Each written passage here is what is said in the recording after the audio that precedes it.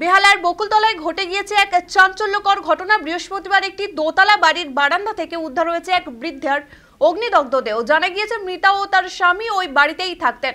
তাদের ছেলে কর্মসূত্রে আমেরিকায় থাকে। পুলিশ সূত্রে জানা গিয়েছে সকালে স্বামী বাড়ির একতলায় ছিলেন। কিছুক্ষণ পরে উপরে গিয়ে দেখেন বারান্দায় স্ত্রীর দেহ আগুনে পুড়ে ছাই হয়ে গিয়েছে।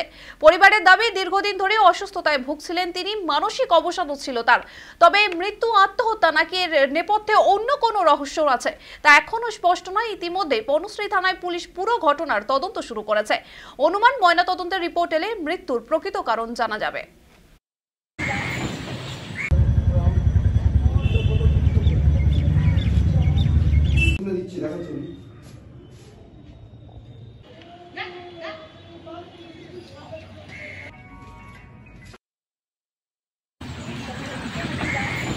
উনি অসুস্থ, কয়েকদিন ধরে শরীরটা খারাপ ছিল।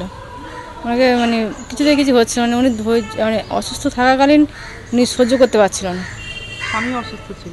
স্বামী তো আছে, ওনার হিমোগ্লোবিন কম, একটু অসুস্থ। দুদিন থাকে, ছেলে আমেরিকায় থাকে।